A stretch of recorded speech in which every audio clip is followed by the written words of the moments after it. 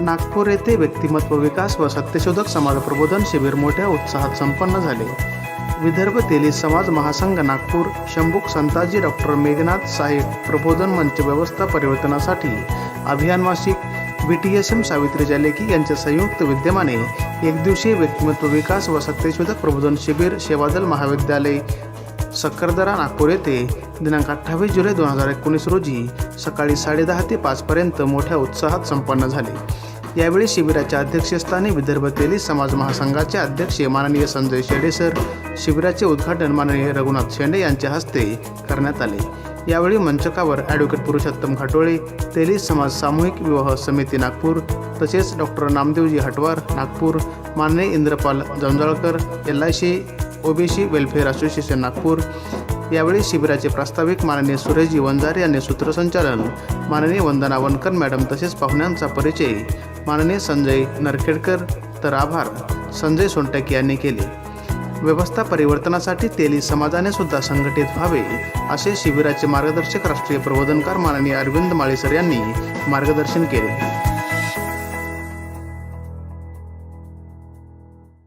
व्यक्तिमत्व विकास आणि सत्यशोधक प्रबोधनाला आपण सुरुवात करीत आहोत. प्रत्यक्ष सुरुवात करण्यापूर्वी मी काही सूचना आपल्याला करू इच्छितो. या सूचनेचं अनुपालन लक्षात घेऊन आपण प्रबोधनाचा शुद्ध लाभ घ्याल अशी अपेक्षा आहे. मित्रो, आपल्या लोकांना भाषण ऐकण्याच्या सवयी आहेत, परंतु आज आपण इथं प्रबोधन ऐकणार आहात. सांगण्याचं तात्पर्य हे की भाषण आणि प्रबोधन यामध्ये थोडा फरक असतो. भाषण हे चौकांवर नेत्यांद्वारा साधारणतः केले जाते आणि त्यांचा उद्देश असतो त्यांचा जे विचार आहे, एखाद्या विचाराचा माहोल किंवा वातावरण निर्माण करणे. परंतु प्रबोधनाचा असं काही माहोल निर्माण करण्याचा उद्देश नसून मनुष्याचं दुःख, त्याच्या वेदना, उपाय, अडथळे, त्यांचे शत्रू आणि मित्र कोण आहेत हे त्याची जाणीव करून या आपल्या मनुष्य नावाच्या प्राण्याला आपल्या जीवनामध्ये अधिकाधिक सुख, आनंद आणि शांती कशी मिळवता येईल आणि हे तो मिळवत असतानाच या निसर्गात दडलेल्या अंतिम सत्यम शिवम सुंदरम पर्यंत मनुष्य कसा पोहोचू शकेल हे ज्ञान देण्याचा हा प्रयास, त्याला प्रबोधन असं म्हटलेलं आहे. मित्र, हे प्रवचन सुद्धा नाही. सामान्य लोकांना प्रवचन आवडतात, पण प्रवचन आणि प्रबोधन याच्यात मोठा फरक आहे.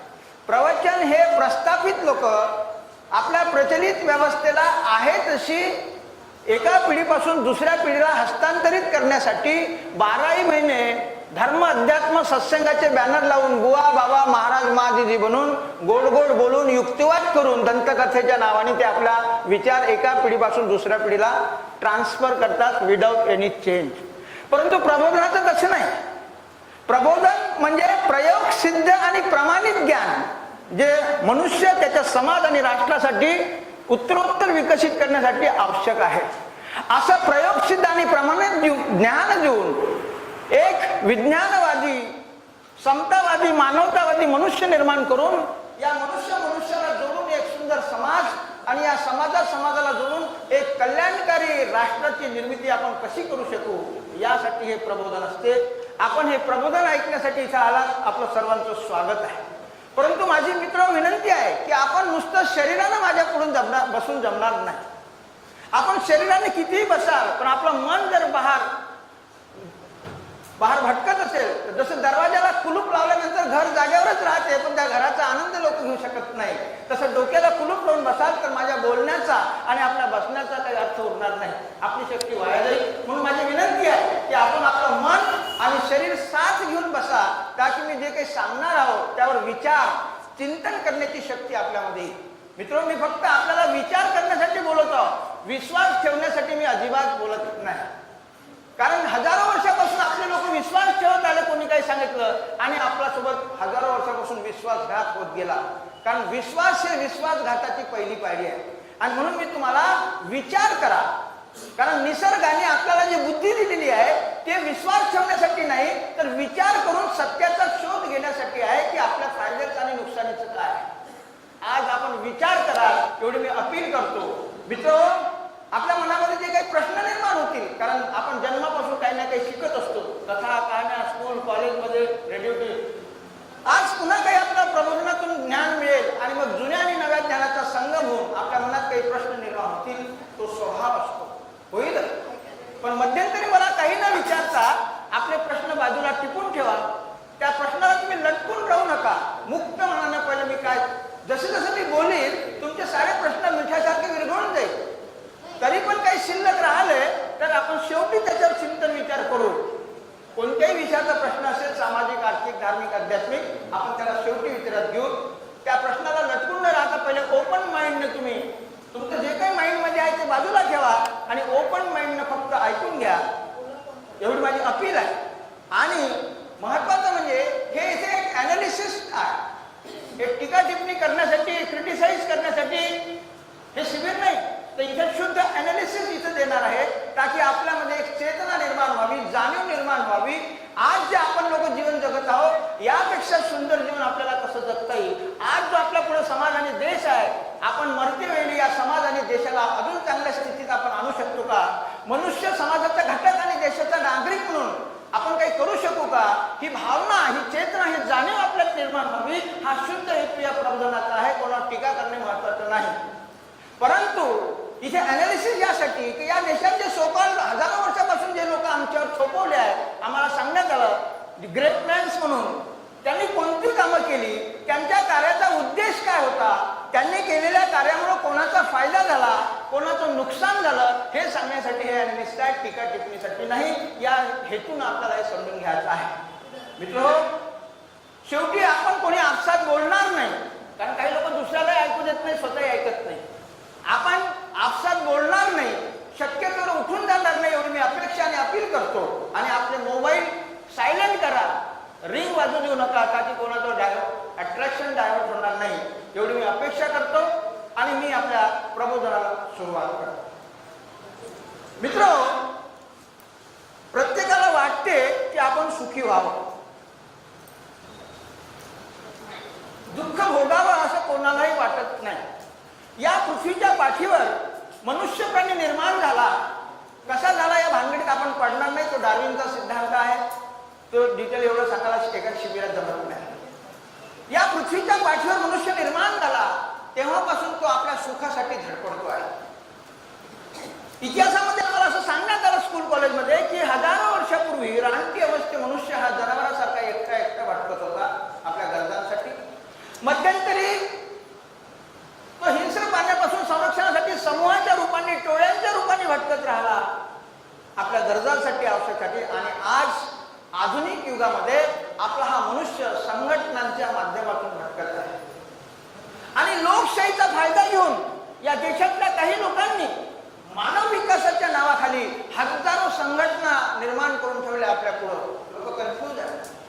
सामाजिक संघटना आहेत, धार्मिक संघटना, राजनीतिक संघटना, ट्रेड युनियन्स, सहकार क्षेत्र, या साऱ्या संघटनांतले लोक, कार्यकर्ते रात्रंदिवस आपापल्या संघटनांचा प्रचार करतात की मनुष्याला न्याय मिळाला पाहिजे, भागीदारी मिळाली पाहिजे, बराबरी मिळाली पाहिजे.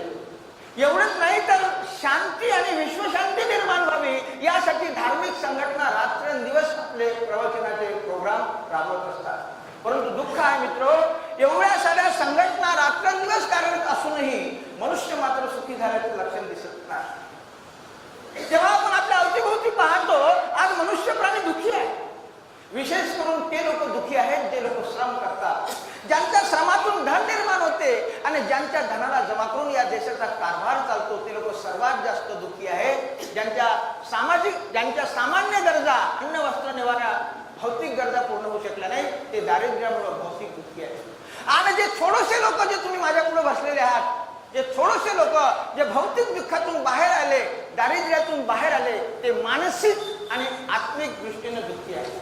दुःखी ते आहेत, फक्त त्यांच्या दुःखाचा प्रकार बदलला, वर्ग बदलला. आणि म्हणून असं काय कारण आहे की भारतामधले लोक सुखी होऊ शकले नाही?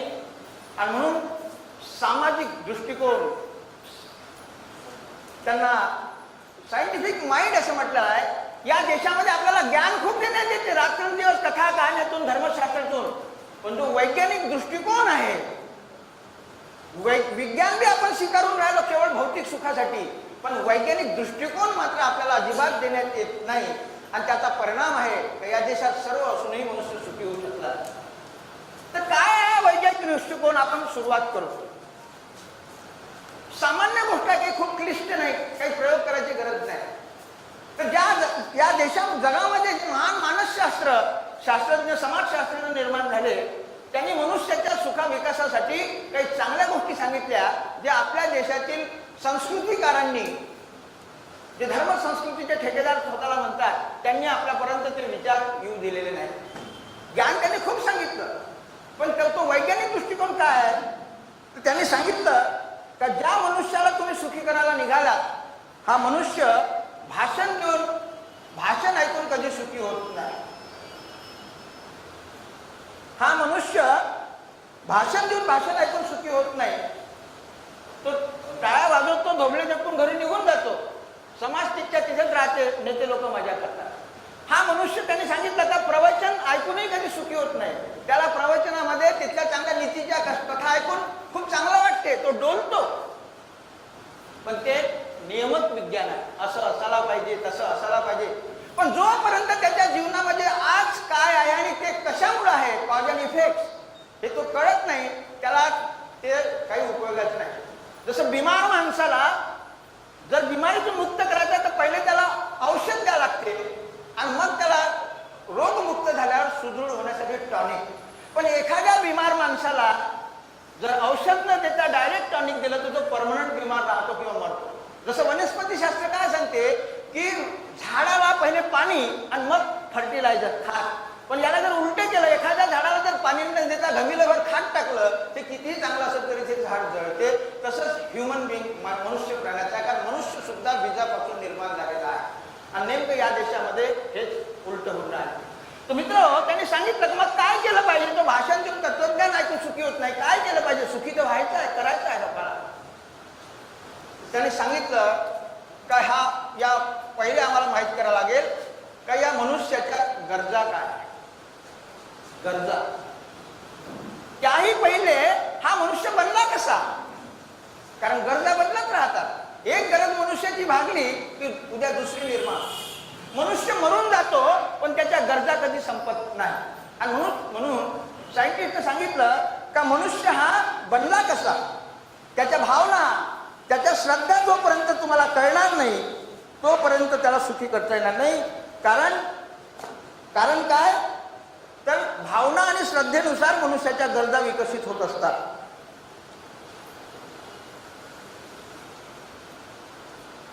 तर मित्र त्यांनी सांगितलं का हा मनुष्य बनला कसा, तर मनुष्य हा दोन तत्वाचा बनलेला आहे, माइंड अँड मॅटर. मनुष्य हा दोन तत्वाचा बनला आहे. एक त्याला मन आहे, बोर्डात दिसणार नाही लांबच्या माणसाला, पण मी जे बोलतो त्याच्याकडे जास्त कॉन्सन्ट्रेट करा. हा मनुष्य दोन तत्वाचा बनला आहे. एक आहे त्याला मन म्हणजे माइंड आणि दुसरा आहे शरीर, मॅटर. मनुष्याचे डिफिनेशन काय, माइंड, मन. जनावराला मन नाही म्हणून जनावर हजारो वर्षापूर्वी खुट्याला बांधत होतं, ते आजही खुट्याला बांधत आहे. पण हजारो वर्षापूर्वी जनावरासारखाच निर्माण झालेला मनुष्य बाय नेचर माइंडच्या भरोशावर तो गुफेतून झोपडीत आला, झोपडीतून कौलाच्या घरात आज बहुमजली इमारतीमध्ये राहतो. आणि ज्यांची बुद्धी विकसित झाली ते पक्षासारखे आकाशात उडून राहिले, तुम्ही जापानचे व्हिडिओ पाहत असाल. परंतु ज्यांचा माइंड विकसित झाला नाही ते अजूनही ढोरासारखे कष्ट करतात, जनावरांसारखे जगतात. प्रश्न माइंडचा आहे. शरीर सर्वाजवळ आहे, एक भिकाऱ्याजवळ बी शरीर आहे पण तो स्वतःचं पोट भरायला दुसऱ्याला भीक मागतो. पण एक उद्योगपती आपल्या माइंडचा उपयोग करून हजारो माणसाला रोजगार देऊन त्याचं कुटुंब पालू शकतो. फरक फक्त माइंडचा आहे. मित्र म्हणून मनुष्याची डेफिनेशन आहे ज्याला मन आहे आणि शरीर. आणि मग या मनुष्याला जर खरोखर सुखी करायचं असेल म्हणून त्याच्या मनाचा आणि शरीराचा आपल्याला म्हणजे विचार करणं जरुरी आहे. विचार काय विचार करायचा, तर हे मनुष्याचं माइंड काय आहे. मग मनुष्याचं माइंड जे आहे ते मनुष्य जन्मताच माइंड घेऊन पैदा होत नाही. आईच्या पोटातून तो बुद्धी घेऊन जन्माला येतो, माइंड घेऊन येत नाही. मग माइंड काय आहे, तर बुद्धी म्हणजे ब्रेन, आणि या बुद्धीमध्ये जे ज्ञान फिडिंग होते जे बी असे चुकीचं असो बरोबर असो काय चांगलं असो, brain plus knowledge is equal to mind. बुद्धी ही खाली कॅसेट आहे. जसं कॅसेट मध्ये काय टेप करायचं, तो जो कॅसेट बनवतो ते ठरवत नाही, जो दुकानामध्ये विकतो तोही ठरवत नाही, तर ठरवते कोण, जो खरेदी करून आपल्या घरी घेऊन जातो आणि जे टेपिंग झालं तेच वाचते.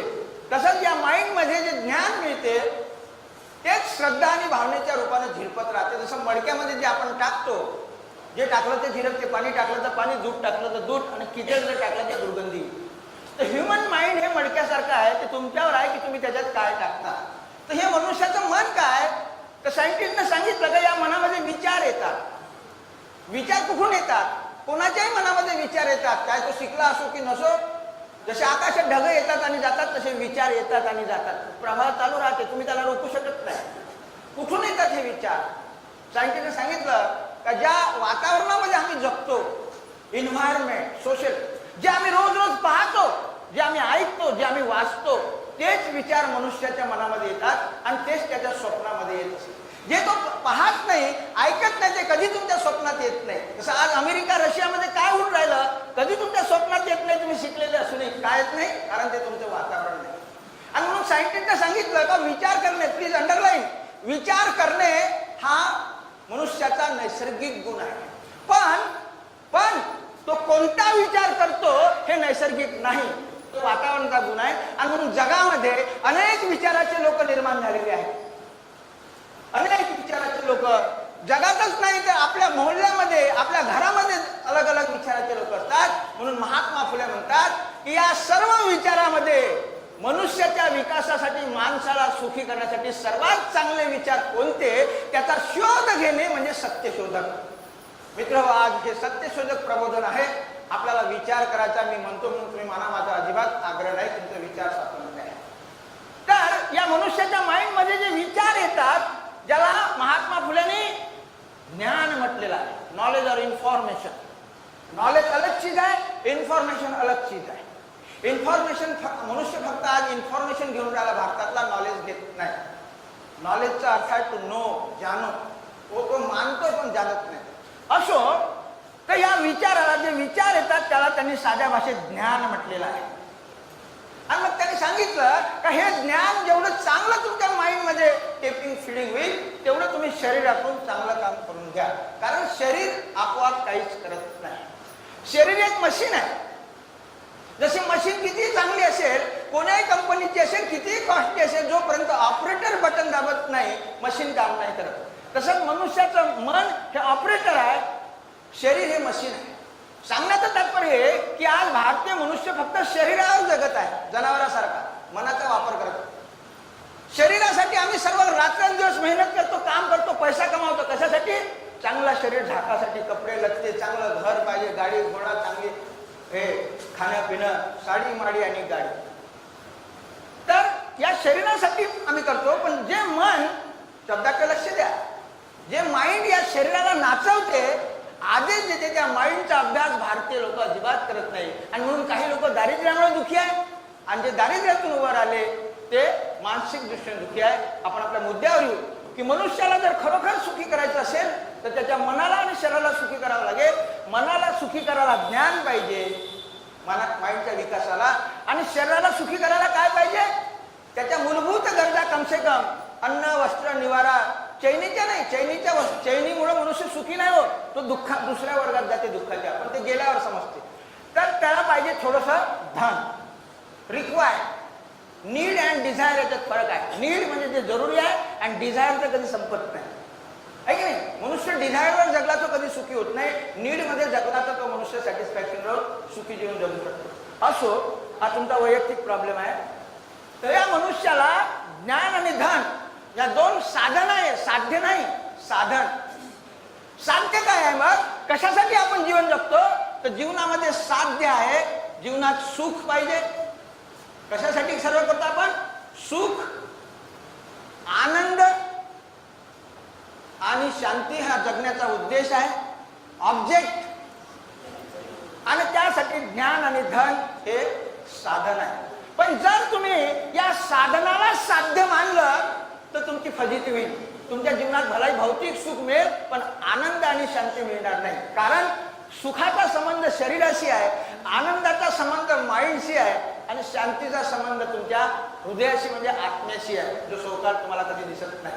तर सुख, आनंद, शांती, आणि यासाठी ज्ञान आणि धन हे साधन. समजा एक आहे आणि एक नाही, तुम्ही अजिबात सुखी होणार नाही. ह्या दोन गोष्टी त्याला मिळत नाही किंवा तो मिळू शकत नाही, मग त्याला प्रवचनकार त्याला दैव कर्मामध्ये फसून मोकळे होतात, पिछा छुडा. परंतु सायंटिस्टने सांगितलं का मधात काहीच नाही, एक तर सुखी व्हायचं आहे तर हे मिळवा लागेल, नाही तर दुःख भोगावं लागेल. पुन्हा सांगितलं एक आहे आणि एक नाही, अजिबात सुखी होणार नाही. समजा तुमच्याजवळ धन खूप आहे, आता तर नाही आहे म्हणून प्रॉब्लेम आहे, पण समजा गणिताच्या भाषेत तुमच्याजवळ ठेवायला जागा नाही एवढं धन असेल, पण जर ज्ञान नसेल तर तुम्ही अजिबात सुखी होणार नाही. का? कारण जर धन असेल आणि ज्ञान नसेल तर काय होईल? मनुष्य आपल्या धनाचा उपयोग आपल्या सुखासाठी न करता दुःखासाठी करेल. पैसा राहत नाही, तो खर्च करेल. जसं आज तुम्ही टीव्हीचे सिरियल पाहता, सिनेमे, त्याच्यामध्ये काय सर्व गाडी घोडा बंगलेवाले लोक बनवतात सिरियल, पण त्याच्यामध्ये काय होते, त्या एखादे लोक त्या कुटुंबातले आपल्या धनाचा उपयोग आपल्या स्वतःच्या सुखासाठी न करता तो दुसऱ्याला दुःख द्यायला खर्च करतो, साऱ्या कुटुंबाला वेठीत धरतो एखादा विकृत माणूस. आणि तेच पाहून लोक आपल्या कुटुंबामध्ये आज तिथं का होऊन राहिले, घराघरातल्या शांत्या का भंग झाल्या? कारण जसं पाहायचे मनुष्य अनुकरणीय प्राणी, डायरेक्ट इंडायरेक्ट. असो तर मित्र, समजा एक असेल आणि एक नसेल. आपण आता उलट केलं की समजा तुमच्याजवळ ज्ञान खूप आहे पण धन बिलकुल नाही, अजिबात सुखी होणार नाही. कारण तुम्ही किती ज्ञानी असाल, विद्वान असाल, पण जर धन नसेल तर निर्धन मनुष्य आपला विकास करू शकत नाही, दारिद्र्यामध्ये आपला विकास करू. तर दोन्ही गोष्टी इक्वली इम्पॉर्टंट झाल्या. आता तुमच्या मनामध्ये एक प्रश्न निर्माण झाला असेल की ज्याच्याजवळ ज्ञान आहे तो धन निर्माण करतो. हे तत्वज्ञान ऐकायला खूप चांगलं वाटतं की ज्याच्याजवळ ज्ञान आहे तो धन निर्माण करते. त्याच्यासाठीच आपण मुलांना लाखो रुपये खर्च करून शाळेत पाठवतो. हा काही ज्ञान घेईल तर पुढे कमाई करेल. हे तत्वज्ञान ऐकायला कुठं, पण वास्तव नाही. जर मनुष्याला संधीच मिळाली नाही, संधी, झाडाचं बीज, जसं सायंटिस्टने सांगितलं का झाडाचं बीज कितीही चांगलं असेल पण ते हातावर घेऊन हिंडल्याने त्याचं झाड होत नाही, ते सडून जाईल. त्याला एन्व्हायरमेंट पाहिजे, जमीन, सूर्यप्रकाश, पाणी, कंपाऊंड. बकऱ्या खाल्ल्या नाही तेव्हा कुठं ते सुंदर झाड बनेल. तसंच मनुष्य किती ज्ञानी असेल पण त्याला संधी जर मिळाली नाही तर तो काहीच निर्माण करणार नाही. मग संधी कोण देते? संधी मायबाप देत नाही. तुम्हाला वाटत असेल मायबाप फक्त झाडाला पाणी टाकण्याचं काम करते, पण झाडाला जसं ओढून वाढवता येत नाही तसं कारण मनुष्य हा नुसता आपल्या कुटुंबापुरता नाही तर तो समाज आणि देशामध्ये राहतो. कुटुंब त्याचा एक छोटासा भाग आहे, रोपट. तर संधी काय चीज आहे? मी तुम्हाला एक उदाहरण देतो. मी कॉलेजमध्ये विद्यार्थ्यांना जेव्हा लेक्चर देतो तेव्हा त्यांना विचारतो, पुढे ते हसतमुख राहतात, मजाकी राहतात. त्यांना विचारलं का बाबा तुमच्या जीवनामध्ये तुझा काय उद्देश आहे? तो एक हसून उत्तर देते, मुझे एक अच्छी नौकरी चाहिए और बाद में एक अच्छी छोकरी चाहिए. उत्तर बरोबर आहे. एक अच्छी नौकरी और एक अच्छी छोकरी, पण ह्या दोन्ही गोष्टी त्याला मायबाप देऊ शकत नाही. मग त्याला अच्छी नोकरी पाहिजे तर नोकरी देणारं सरकार निर्माण करावं लागेल, म्हणजे तुमचा संबंध देशाशी आला. आणि जर त्याला अच्छी छोकरी पाहिजे तर त्याला समाज, एक हेल्दी समाज पाहिजे, ताकी समाजामध्ये चांगले मुलं निर्माण होईल. आणि मनुष्य म्हणून काय म्हटलंय की जनावर एकटा राहू शकते. जनावर, मनुष्याला सामाजिक प्राणी का म्हणतात? कारण जनावर एकटा राहू शकते खुट्याला बांधून, पण मनुष्य एकटा राहू शकत नाही. तो जन्माला एकटा येतो आणि मरतानाही एकटाच जातो, पण जन्मापासून मरेपर्यंत मधातल्या पिरियडमध्ये तो कधीच एकटा राहू शकत नाही. आणि म्हणून त्याला सामाजिक प्राणी म्हटलाय. आणि म्हणून त्याला स्वतःसाठी जगा लागेल, स्वतःसाठी म्हणजे कुटुंबासाठी, आपल्या समाजासाठी जगा लागेल, आणि ज्या देशामध्ये आपण राहतो त्या देशासाठी जगावं लागेल. म्हणूनच त्याला सामाजिक प्राणी असं म्हटलेलं आहे, कारण त्याला माइंड आहे जे मनुष्य सोडून इतर प्राण्याला नाही. तर मित्र, ज्ञान आणि धन एक असेल एक नसेल. आता सायंटिस्टने उलट बोललो, पहिले एक असेल एक नसेल, आता म्हणते नाही, दोन्ही नुसतं असून सुखी होणार नाही.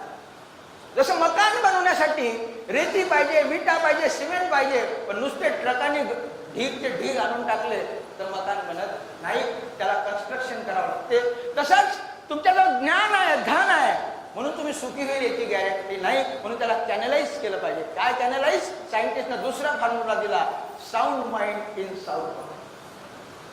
Sound mind in sound body म्हणजे तुमच्याजवळ धन आहे म्हणून तुम्ही काही खाल्लं तर सुखी व्हाल असं नाही. सायंटिस्ट काय म्हणतात? जेवढं चांगलं अन्न आपण खाऊ तेवढं चांगलं शरीर, आणि जेवढं चांगलं ज्ञान तेवढं चांगलं तुमचं मन. आणि ज्याचं जर चांगलं शरीर आणि चांगलं मन आहे तो मनुष्य पूर्ण सुखी असतो. आता चांगलं अन्न म्हणजे काय? तर चांगलं म्हणजे काही महागाचं साफसुथरं असं काही नाही. चांगल्याचा अर्थ आहे सायंटिफिक भाषेत या शरीराला जे जरुरी आहे, आवश्यक. पण होते काय, या शरीराला जे पाहिजे ते आम्ही खात नाही आणि जे नाही पाहिजे ते ठुसू ठुसू खातो, फुकटचं भेटलं तर होल लावतो आणि मग पश्चाताप करतो, बाहेर निघतो, नाही का? तर मित्र, खाण्याचे प्रकार असतात ते लोकांना समजते, पण प्रवृत्तीवर जगतो मनुष्य. दुसऱ्याचं पाहून काही लोकांची पोटाची भूक कमी राहायची ना डोळ्याचीच जास्त राहायची दिसल्याबरोबर. कोणी खाते तर त्याला मलाही खाल्लं पाहिजे असं वाटतं. तर खाण्याचे प्रकार असतात. जसं आपण तत्वज्ञान ऐकतो की खायला पाहिजे स्वास्थ्यासाठी, ऐकायला खूप चांगलं वाटते. स्वास्थ्य के लिए खाना, खाण्याचे प्रकार असतात. स्वास्थ्य के लिए खाना, डॉक्टर सांगते असं खायचं तसं खायचं, पण आपण ऐकतो पण फॉलो नाही करत. दुसरा खवय्या येते मग टीव्ही मध्ये, दुसरा ते कोणतं कसं बनवायचं, मग स्वाद. तर मनुष्य स्वास्थ्यासाठी खात नाही तर स्वादसाठी. दुसरा खाना स्वाद. ठीक आहे, मी सायंटिस्टने सांगितलं स्वादसाठी खाणे काही वाईट नाही. तुम्हाला काही कच्चं उकडलं का असं नाही म्हटलं, बिमार माणसाला खा. पण काही लोकांची प्रवृत्ती अशी आहे की त्यांना स्वाद मध्ये मजा नाही येऊन राहिली. तो तिसरा न खाते नशा.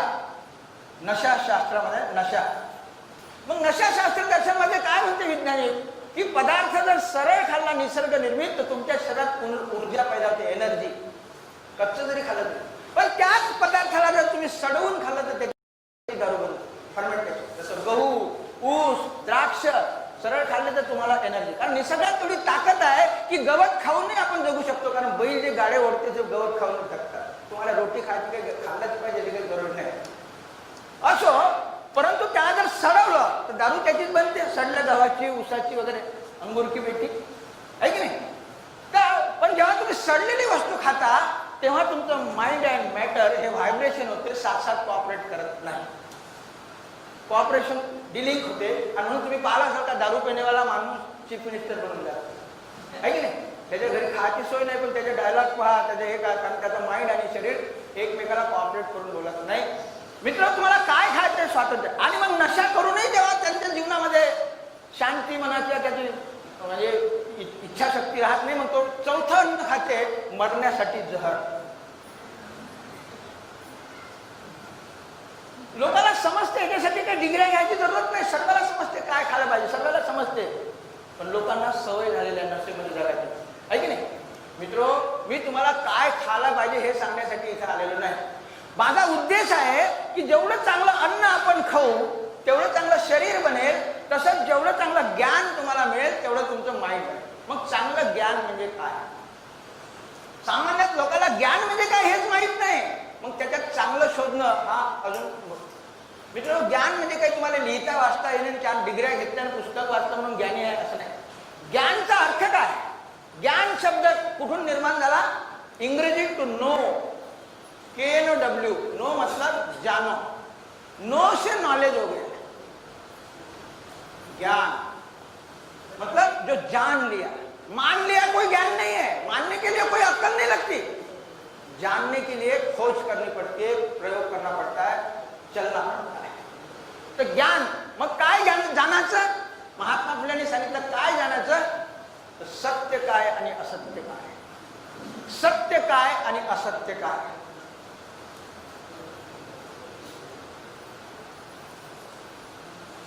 काय जाणायचं?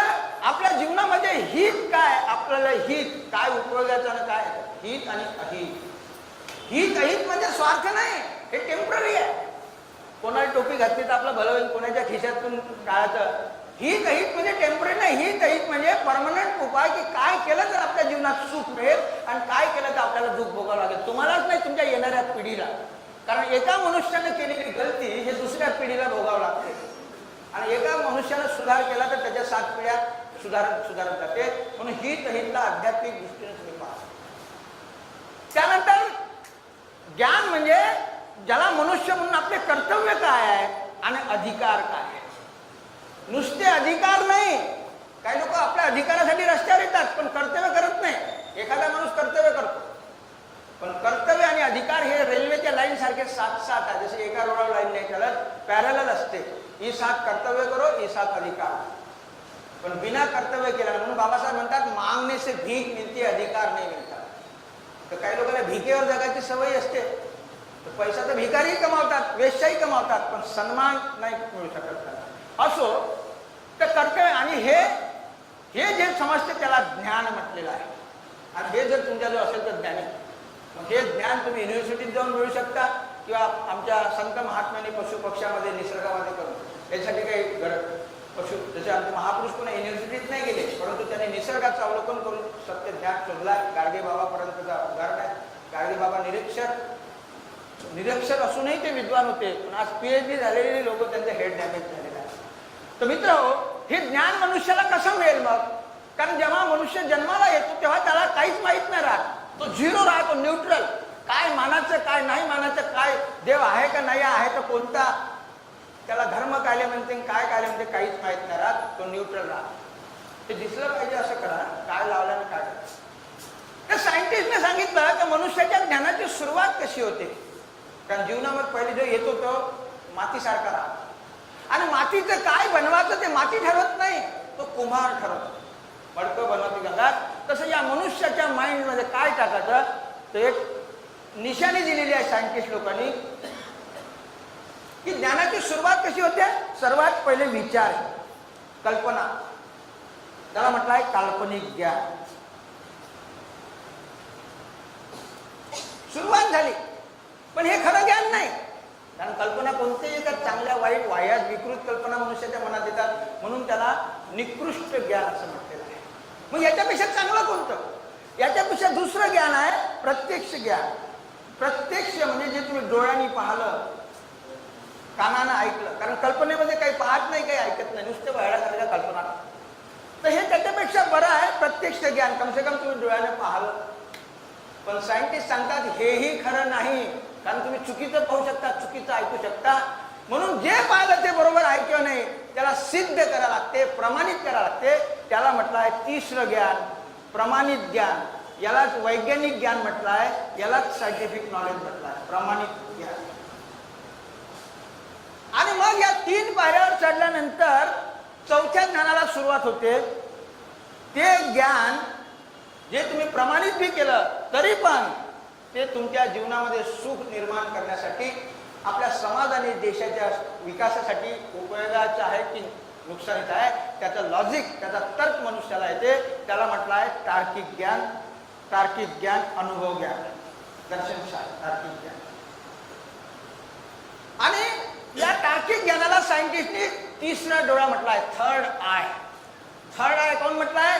कारण याच्यामध्ये एवढी ताकद आहे की 2 डोळ्यानं तुम्ही फक्त पुढचं पाहू शकता, 2 डोळ्याने. पण ज्याला तर्काचा तिसरा डोळा प्राप्त झाला तो डोळे बंद करून भूत आणि भविष्याचं चिंतन करू शकतो, तो संशोधन करू शकतो. 1000 वर्षापूर्वीच असं काय किंवा नंतर लॉजिक करू शकतो. आणि तो जो करतो ते सायंटिस्ट निर्माण होतात. भारताचं दुर्दैव काय आहे? भारतात सायंटिस्ट का निर्माण होत नाही? कारण भारतामध्ये जन्मापासून मरेपर्यंत भारतीय लोकांना पहिल्या पायरीवरचं काल्पनिक ज्ञान शिकवण्यात येते. कथा, कहाण्या, रेडिओ, टेलिव्हिजन मध्ये तार्किक ज्ञान शिकवलं नाही, काल्पनिक ज्ञान शिकवलं. आणि म्हणून बाबासाहेब आंबेडकर म्हणतात की शरीराला जशी अन्नाची जरूरत आहे तशी बुद्धीला ज्ञानाची जरूरत आहे. शरीराला जशी अन्नाची जरूरत आहे तशी बुद्धीला ज्ञानाची. आणि हे साथ मिळालं तर तो माणूस होईल. पण नुसता खाऊन खाऊन शरीर वाढलं आणि बुद्धी जर नाही वाढली तर तो बैलासारखा मोठा जरूर होईल. पण बैलाच्या नाकात जशी व्यसन टोचून त्याला कंट्रोल केला जाईल तसे धूर्त लोक तुम्हाला कंट्रोल करेल. म्हणून बाबासाहेबांनी ब्राह्मणांच्या या धर्मग्रंथावर याच्यावर ऑब्जेक्शन घेतलं. इकडच्या लोकांना तर त्यांनी ते उदाहरण दिलं, शिक्षण घेतलं. पण पार्लमेंटमध्ये, इंग्लंडच्या पार्लमेंटमध्ये तर बाबासाहेब का म्हणतात, Indians have produced so many learned people, but not a single intellectual, and only an intellectual can be a revolutionary. की भारतामध्ये फक्त ब्राह्मणांनी पोंगा पंडित पैदा केलेले आहेत, मानव आले त्याला जाणू दिलं नाही. आणि जो ज्या देशामध्ये इंटेलेक्च्युअल लोक निर्माण होत नाहीत तो देश दारिद्र्यातून मुक्त होऊ शकत नाही. भारत दरिद्र असण्याचं कारण काय?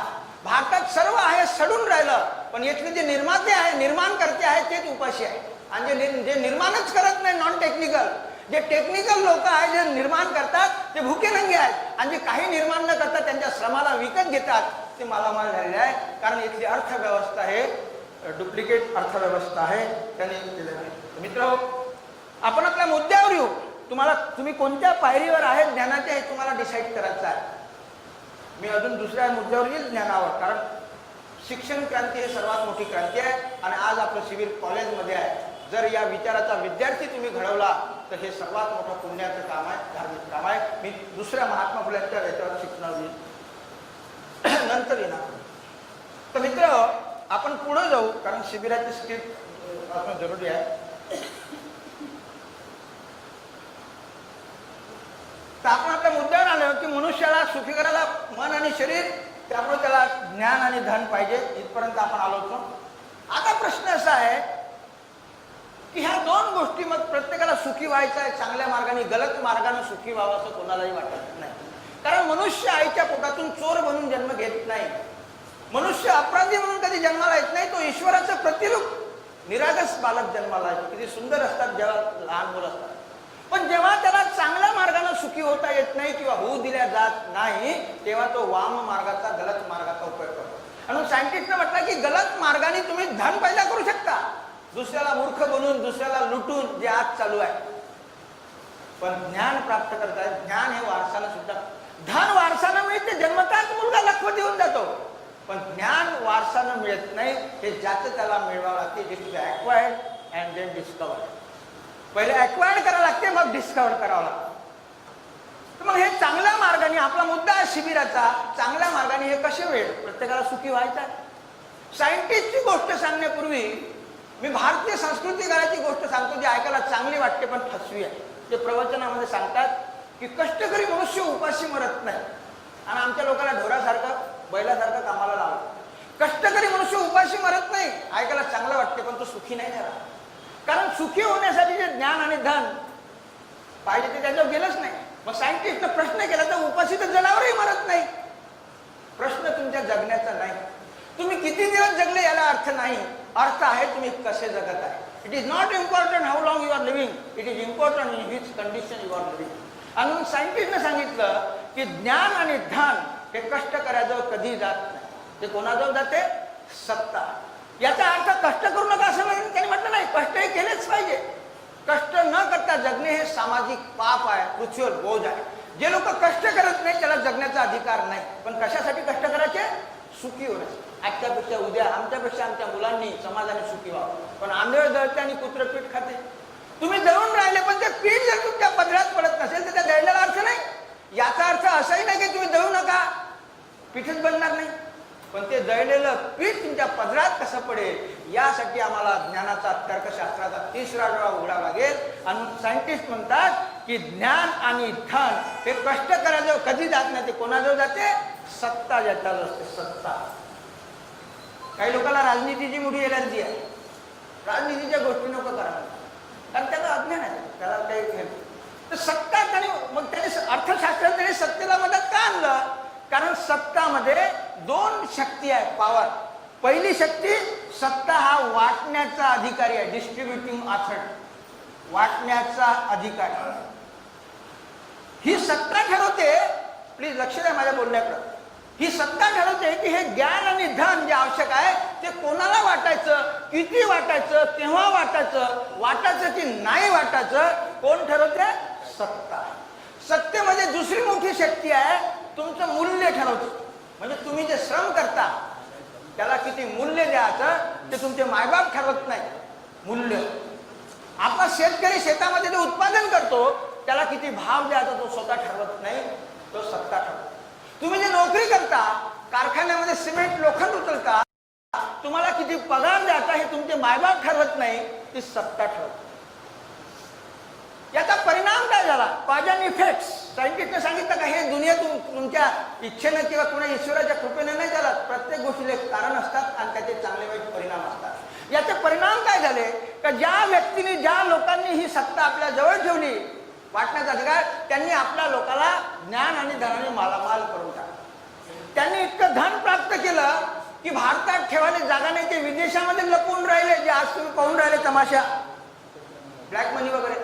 त्यांच्या मुलाबाळांनी एवढं ज्ञान प्राप्त केलं का ते विदेशामध्ये व्यापाराने व्यवहार करून राहिले. परंतु जो समाज या सत्तेच्या दूर फेकला गेला, त्यांना जमा करायला तर नाहीच, पण पण किमान आनंदानं जगण्यासाठी जेवढं ज्ञान पाहिजे, आनंदानं जगण्यासाठी खूप जास्त जरूरत नाही, थोडंसं ज्ञान, पण जेवढं पाहिजे तेवढंही त्याच्याजवळ पोहोचलेलं नाही. आणि मग आता सत्ता इम्पॉर्टंट झाली, कारण महात्मा फुले म्हणतात की ज्ञान आणि ध्यान हे प्रत्यक्ष जरूरत आहे, पण ते मिळवण्यासाठी सत्ता ही अप्रत्यक्ष पण त्याही पेक्षा जास्त इम्पॉर्टंट आहे. नाही तर तुमची अवस्था तुका म्हणे हेला आणि पाणी वाहता वाहता मेली. जसं बैल ब्राह्मणी व्यवस्थेमध्ये तुमची अवस्था बैलासाठी, जसं बैलानं शेतात कितीही काम केलं तरी तो कधी शेताचा मालक होत नाही, आणि तो कितीही प्रामाणिक असेल तरी त्याला मालक काही किचन मध्ये आपल्या बरोबर जेवायला नेत नाही, त्याला खुट्याला गवतच, आणि ते वाळलं सडलं बाजूला हिरवा गवत राहते पण तो हिरवही खाऊ शकत नाही, त्याच्यासाठी खुटा उपडा लागते, म्हणजे विद्रोह. जोपर्यंत तुम्ही विद्रोह करणार नाही, तुकाराम महाराजांनी विद्रोह सांगितला, जोपर्यंत तुम्ही विद्रोह करणार नाही व्यवस्थेशी, तुम्हाला वाळलं सडलं गवत खा लागेल, जबकि तुमच्या शेजारी हिरवं गवत आहे. तसं देशात सर्व आहे, सडून राहिलं पण तुम्हाला ते खाऊ देत नाही, कारण तुम्ही व्यवस्थेचे बैल बनून जगत आहे. एवढंच आहे का तुम्ही त्यांचे डायरेक्ट चमचे बनले तर तुमच्या खांद्यावर झूल टाकते पोळ्यातल्या बैलासारखी, आणि जे दूर आहे ते गल्लीतल्या बैलासारखे राहतात, बाकी एवढं काही फरक नाही. तर मित्र, म्हणून महात्मा फुल्यांनी सांगितलं याला क्रम आहे. आता हे 3 गोष्टी जीवनावश्यक झाल्या, पण पहिले कोणती? कोणी म्हणत ज्ञान पाहिजे, कोणी म्हणत धन पाहिजे, कोणी म्हणत सत्ता पाहिजे, तर तीनही, पण याचा क्रम चुकला तर पुन्हा फजिती. जसं निशाणीची एक पायरी सोडून दुसरी चढले तर तोंड फुटते, एक एक पायरी चढा लागेल. ही क्रमवार महात्मा फुल्यांनी ही शिडी बनवून दिली. ही शिडी कुणा जगातल्या अर्थशास्त्रज्ञांनी, मानसशास्त्र, धर्मपुरुषांनी दिली. महात्मा फुल्यांनी एक शिडी दिली, आणि ती एक सूत्रामध्ये, विद्येविना मती गेली, मती विना नीती गेली, नीती विना गती गेली, गती विना वित्त गेले, वित्त विना शूद्र कसले, एवढे मित्र.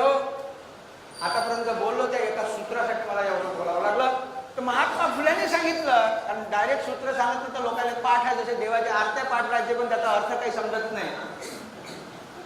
ब्राह्मण लग्नामध्ये मंत्र म्हणते, पण ते मंत्र तुम्हाला खड्ड्यात टाकणाऱ्याच हेही माहीत नाही, उलट त्याला दक्षिणा देऊन बोलावता, ज्याला लाच मारून हाकलायला पाहिजे त्याच्या पाया पडता.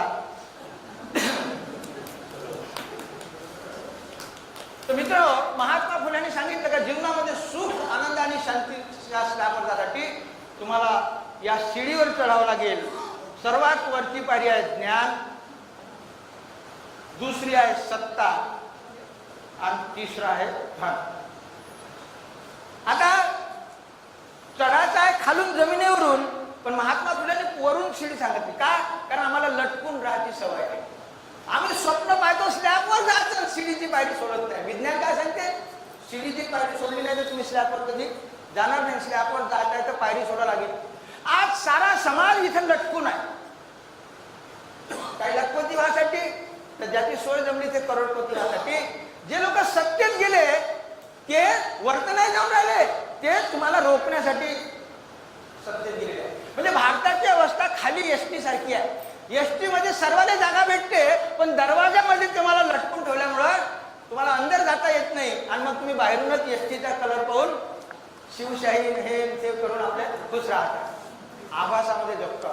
म्हणजे भारतात सर्व आहे, काहीच कमी नाही, सर्वांना एसटीत जागा भेटू शकते, परंतु या सत्ताधारी लोकांनी तुमचा रस्ता रोखला, ते पुढे जाऊन नाही राहिले, म्हणून तुम्हाला एसटी मध्ये हातच लावून तुम्ही खुसून जाता.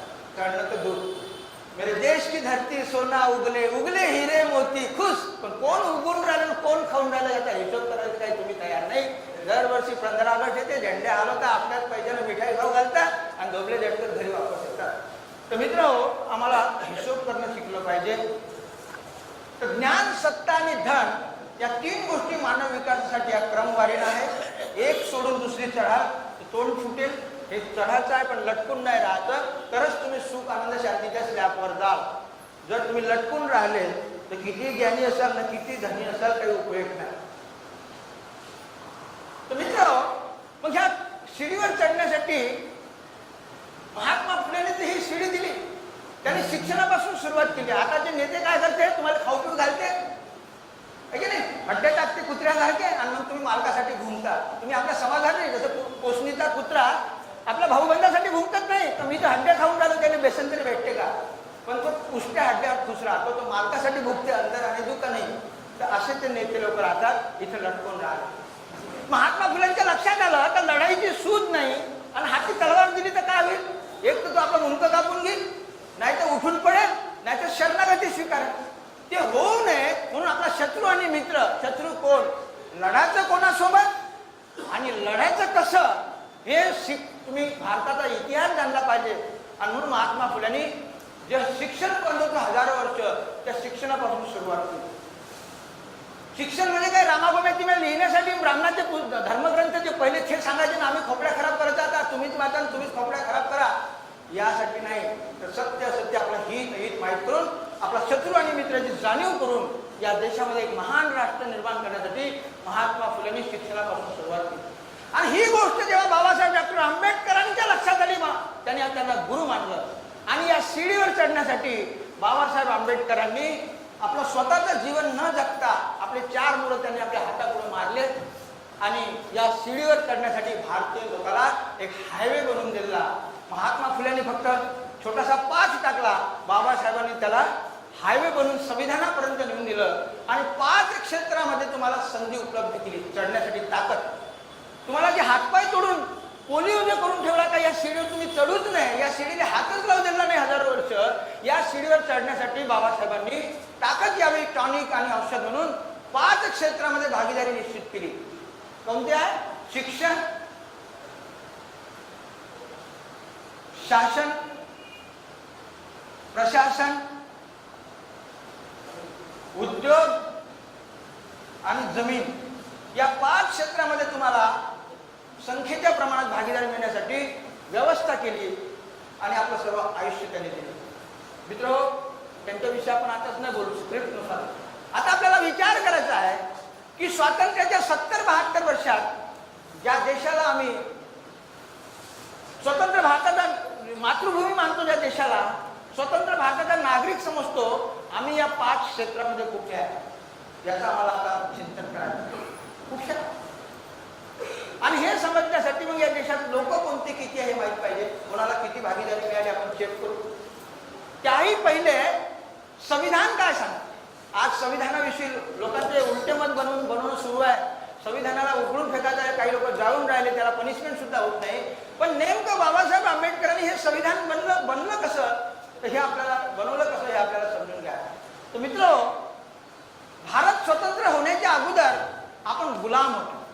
गुलामाला काहीच अधिकार नसतात, गुलामाला काहीच अधिकार नसतात. बाबासाहेबांनी आपल्याला पहिली गोष्ट नागरिक बनवलं आणि नागरिकाला अधिकारही असते आणि कर्तव्य असते. बाबासाहेब आंबेडकरांनी संविधान देताना म्हटलं का हा देश आमच्यासाठी मातृभूमी आहे. मातृभूमी या देशाला आम्ही आपल्या आईचा दर्जा देतो. आणि उद्देश काय, तर आईला जसे सर्व मुलं समान असतात, आईला सर्व मुलं समान असतात. आई कधी मेरिट पाहत नाही. आई मेरिट पाहून पोराला प्रेम करते का? उलट जे जास्त दुर्बल असतात त्याच्यासाठी जास्त प्रेम देत असते. तर आईला जसे सर्व मुलं समान असतात, तसं या देशामध्ये सर्वांना समान अधिकार, म्हणजे भारतीय मनुष्य नागरिक आहे ना, त्यांना समान आदर, अधिकार आणि संधीसाठी पात्र असल्या पाहिजे. हे असं काऊन लिहिलं? कारण याच्या अगोदर नव्हता म्हणून लिहावं लागलं, आहे की नाही? तर समान आदर, अधिकार आणि संधीसाठी पात्र आहे. मग ते स्त्री असो की पुरुष असो, कोण्याही जातीचा असो, तो देशाचा नागरिक आहे. ही भूमी त्याची मातृभूमी आहे. आणि जसं आईला मुलं समान असतात, तसं हा देशात ठरवून म्हणून बाबासाहेबांनी संविधान तयार केलं, धर्मनिरपेक्ष संविधान. याचा अर्थ काय की जात, धर्म, लिंग भेद न करता प्रत्येक व्यक्तीला सुखी करण्यासाठी या क्षेत्रात संधी उपलब्ध करून दिल्या आणि समानता दिली. समानता म्हणजे काही घरातली समानता नाही, आईवडिलासारखे. आईवडील तर काही सरळ, पण हा देश आहे त्याच्यामुळे सर्वांना असं वाटून देता येत नाही.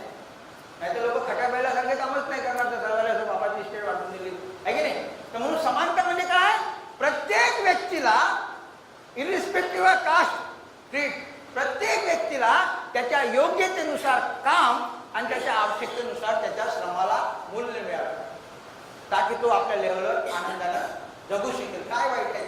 आणि म्हणून त्या संविधानाचा जो बेस्ट फाउंडेशन आहे, पिल्लर, तो आहे समता, स्वातंत्र्य, बंधुत्व आणि न्याय. हा फाउंडेशन आहे.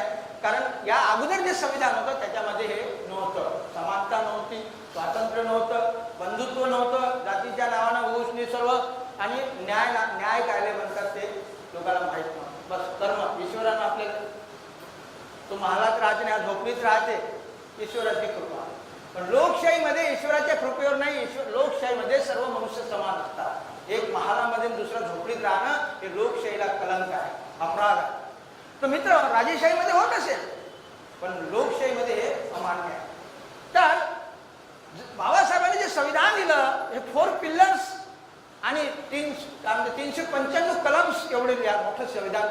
एवढं मोठं संविधान का करावं लागलं तर त्यावेळेला जी व्यवस्था होती जातीची वगैरे, ब्राह्मणी व्यवस्थेने प्रत्येकाला बिमार करून ठेवलं. कोणाला सारख्या बिमाऱ्या नाही, कोणाला दमा तर कोणाला टीबी तर कोणाला कॅन्सर, म्हणजे ओबीसीचे वेगळे रोग, एससीचे वेगळे रोग, अल्पसंख्याक वेगळे.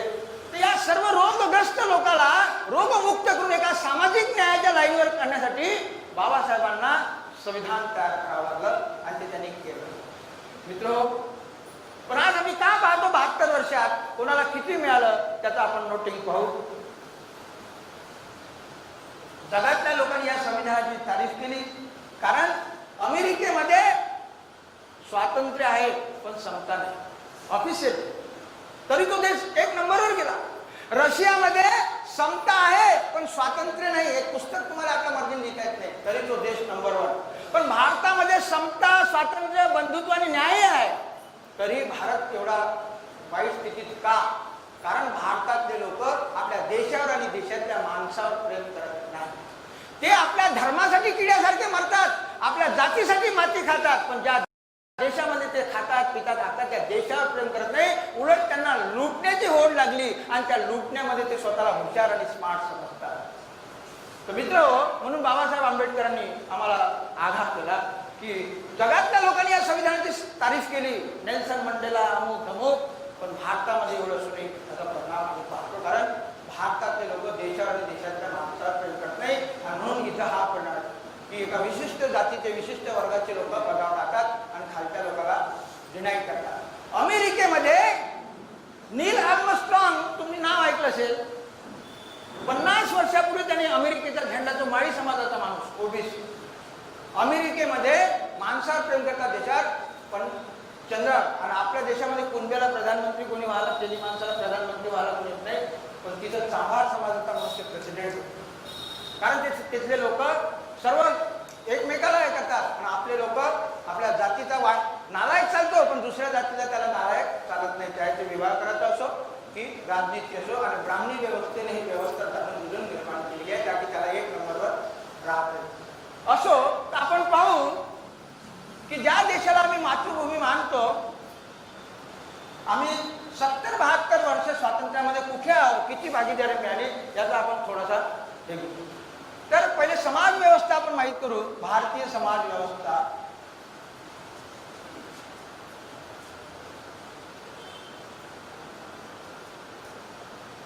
आपल्या देशामध्ये छोटे छोटे बडे मोठे वर्ग आहेत, त्याच्यामध्ये नंतर जाती आहे. जे संविधानामध्ये जे कानून बनले आहे ते काही जातीसाठी बनलेले नाही. तुम्ही आपल्या जातीला कितीही एकत्र केलं, झाडून खराट्याने होत तर नाही, पण केलं तरी तुम्हाला अधिकार मिळणार नाही. तुम्हाला आपल्या कॅटेगरीत एक व्हावं लागेल. तर जसं तेली समाज आहे त्याची कॅटेगरी ओबीसी आहे, माळी आहे, तर तुम्हाला आपल्या कॅटेगरीत एक होऊन तुम्ही जेव्हा काही अधिकार मागाल तर काही द्यावेल. पण एकटा समाज झाला तर ते देणार नाही. पण आता हे धूर्त लोक काही एका जातीला देण्याचा प्रकार चालू आहे, पण तो संविधानिक नाही, पण ते मुजुरी करून राहिले, सत्तेची मुजुरी म्हणतात त्याला. असो, तर आपल्या देशात सर्वात छोटा वर्ग जो आहे तो आहे ब्राह्मण समाज.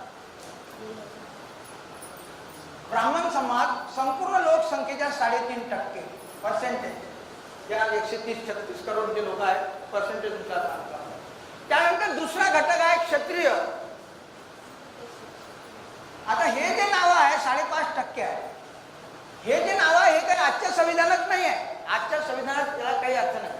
हे पूर्वीच्या संविधानातले नाव, त्याच्यावर बोलू आपण इतिहासाच्या प्रमाणे, तेथून त्याची निर्मिती झाली.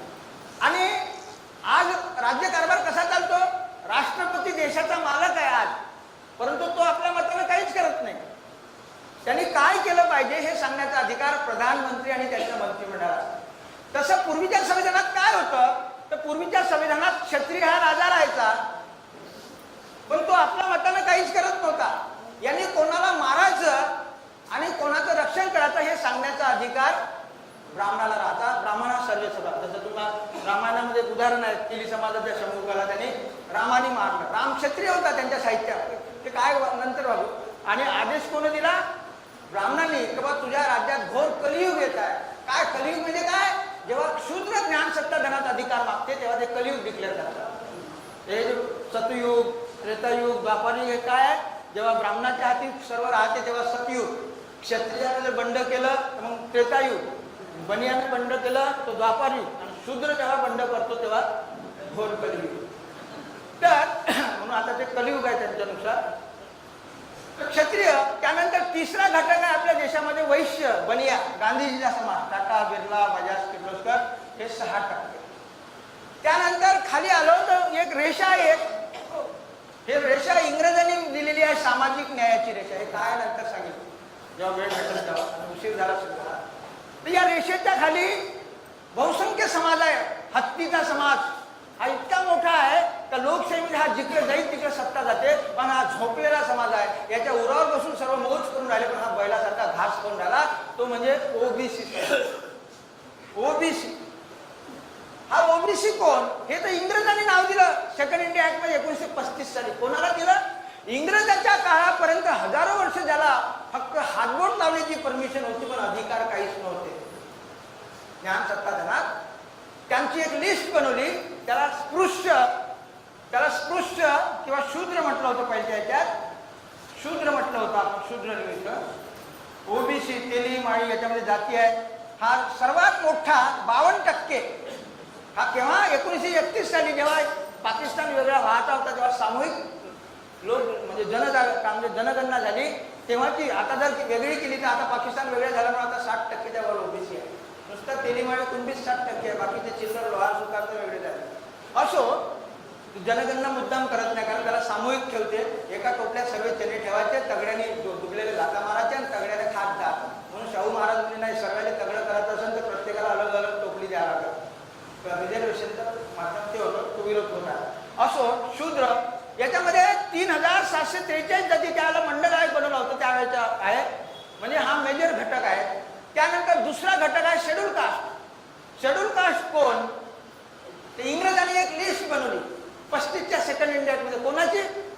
तर इंग्रजांच्या काळापर्यंत हजारो वर्ष त्याला गावात राहायची परमिशन नव्हती, हातबोट लावण्याची, पाण्याला स्पर्श करण्याची, मंदिरात जाण्याची, मातीच्या घरात राहण्याची, नवीन कपडे घालण्याची. अशा लोकांचा एक त्यांनी लिस्ट बनवली. त्यामध्ये जवळजवळ 1,500 जाती त्यांना मिळाल्या. त्यांना जे अनटचेबल, अस्पृश्य म्हणून घोषित होते, त्याला ज्यांना बहिष्कृत केलं होतं त्याला अतिशूद्र किंवा अस्पृश्य. हे आहे 100तून 15%. त्यानंतर तिसरा एक घटक त्यांनी सर्च केला, ते म्हणजे जंगल पहाडात राहणारे लोक, पण जे बॅकवर्ड आहे, जे ज्या ज्ञान सत्तात त्याला आदिवासी म्हटलं आहे, शेड्यूल ट्राईब.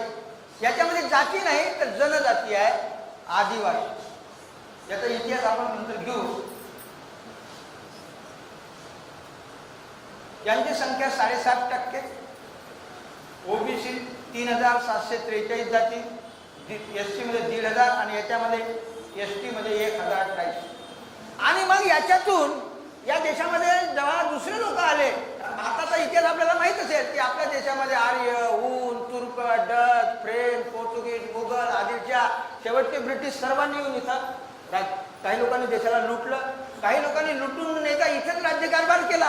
आपण कुठेच गेलो नाही तरी खूप महान समजतो स्वतःला, पण ते आपण कोणाच्या उरावर बसायला कुठंच नाही गेलो. सारे येऊन आपल्या उरावर बसले तरी भारतीय संस्कृती महान आहे म्हणून बेश्रम केलं ब्राह्मण लोक सांगतात.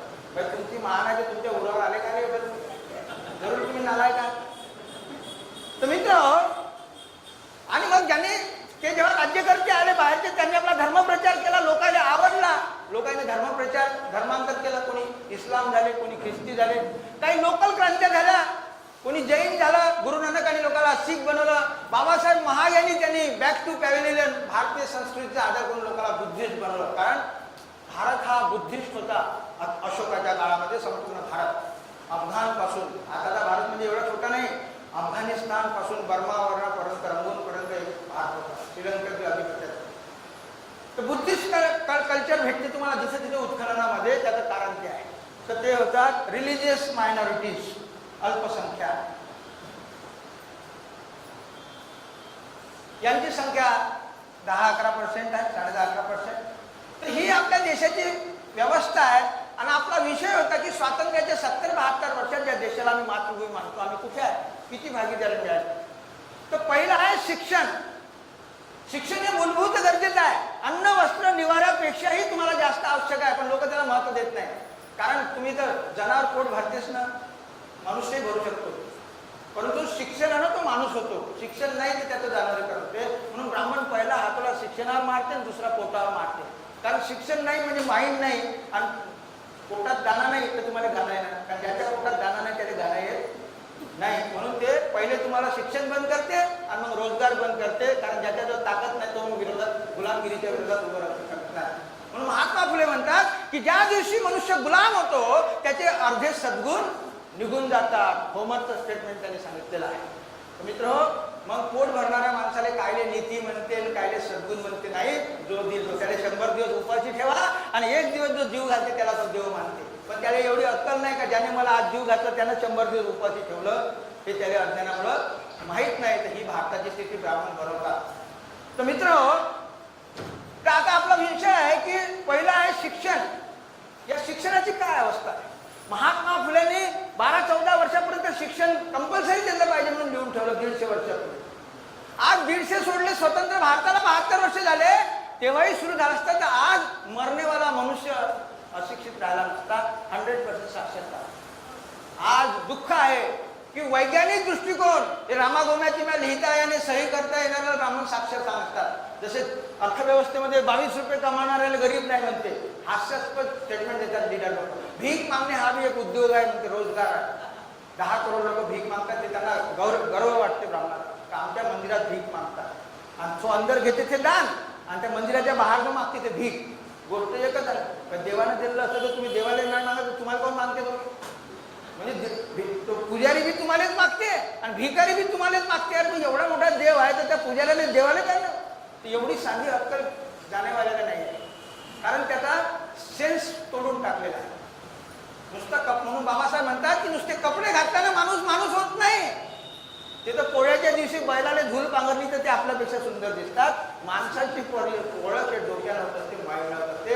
ते माइंड नाही आहे, नुसते आम्ही कपडे घालतो. असो, तर मित्र, शिक्षणाची काय अवस्था आहे. आज वैज्ञानिक दृष्टिकोनातून 65% लोक निरक्षर आहेत. हे पर्सेंटेज तुम्हाला खूप जास्त वाटते.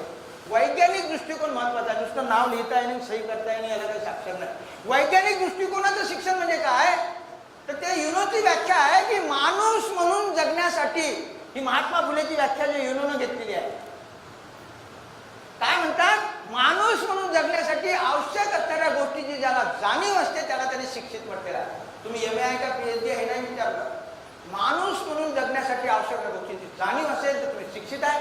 आणि जे तुम्हाला पाहिजे ते उपलब्ध आहे आणि तुमच्यात सामर्थ्य आहे मिळवण्याचं, तर तुम्ही स्वतंत्र आहे नाही तर गुलाम आहे.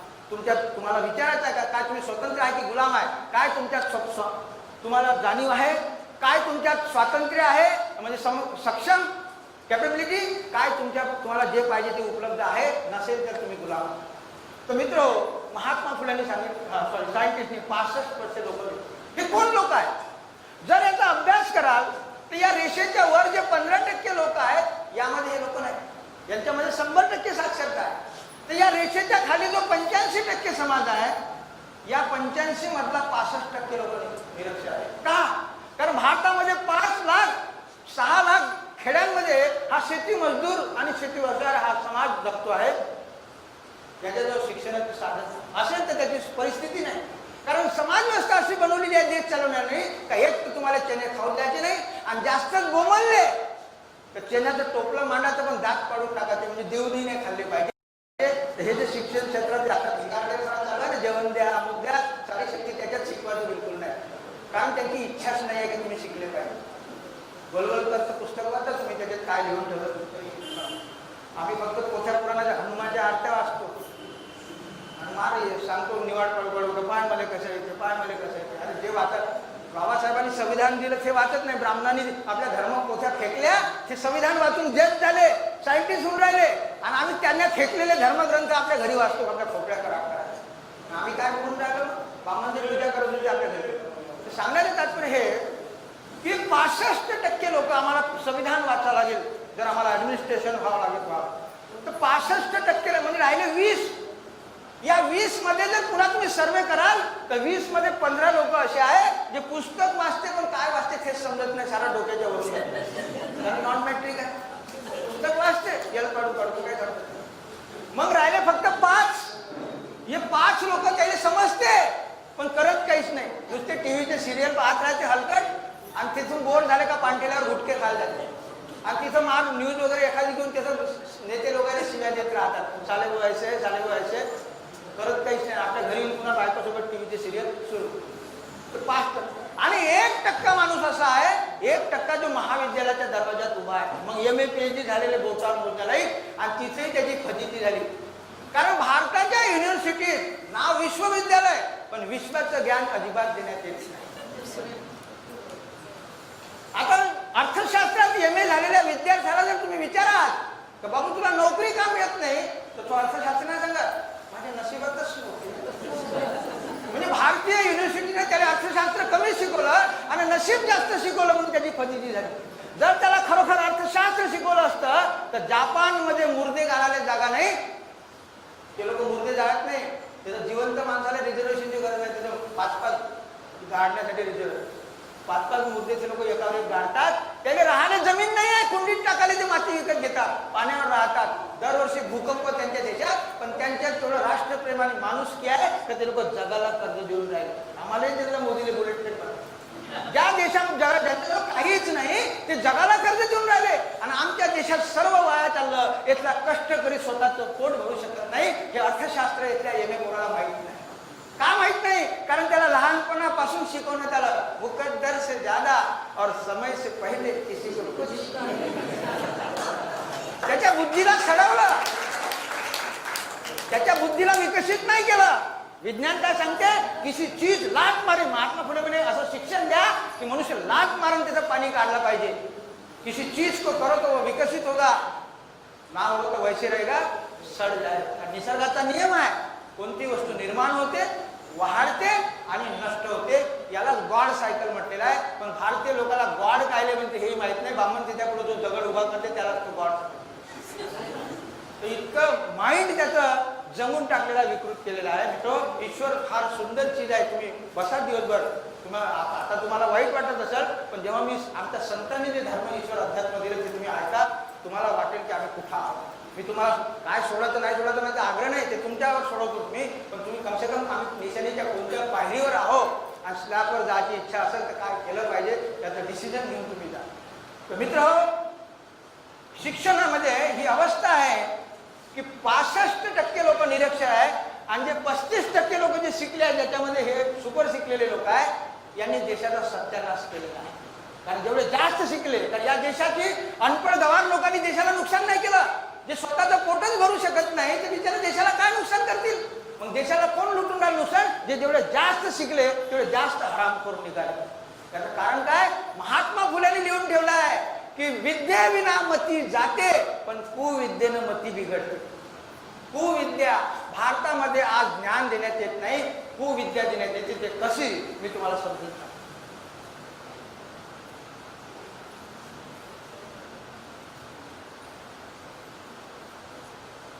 मी शिक्षणावर जास्त बोलत आहोत बाकीच्या विषया, कारण बेसिक जे रूट आहे भारताच्या गुलामीचं. कारण भारताची समस्या गरिबी नाही आहे, भारताची समस्या गरिबी नाही आहे, गुलामी आहे. ती मानसिक गुलामी. गरिबी ही त्याचं बाय प्रोडक्ट आहे. म्हणून महात्मा फुलेंनी गरिबीवर पुस्तक नाही लिहिलं, गुलामगिरी लिहिली.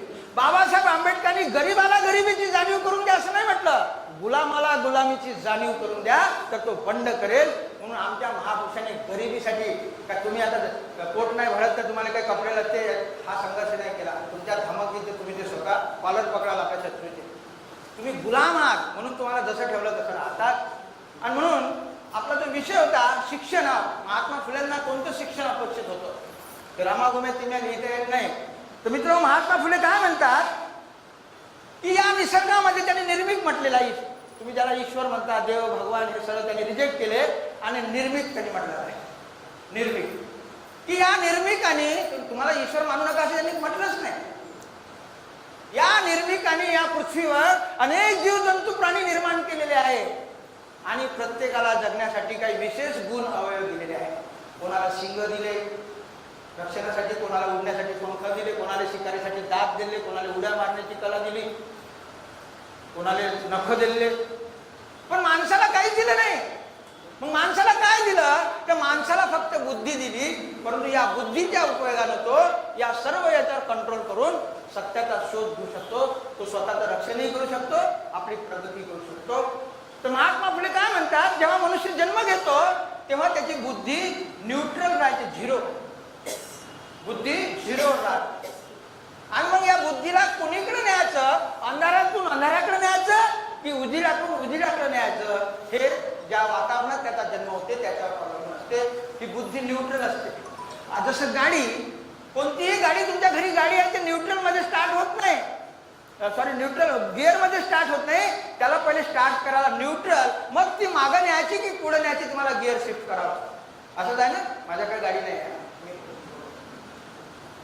तशाच मनुष्याला पॉझिटिव्ह कडे न्यायचं का निगेटिव्ह, त्याचा गिअर शिफ्ट, बुद्धी झिरो राहते. आणि मग त्यांनी एक ई लाईन दिलेली आहे.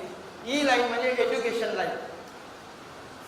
आजकाल तर पॉझिटिव्ह आणि निगेटिव्ह म्हणजे दोन प्रकारचे. हे जे पॉझिटिव्ह म्हणजे विचार करणे आणि निगेटिव्ह म्हणजे विश्वास ठेवणे. पॉझिटिव्ह इकडं मानो, इकडे जाणं, नो, आणि इकडे बिलीव्ह.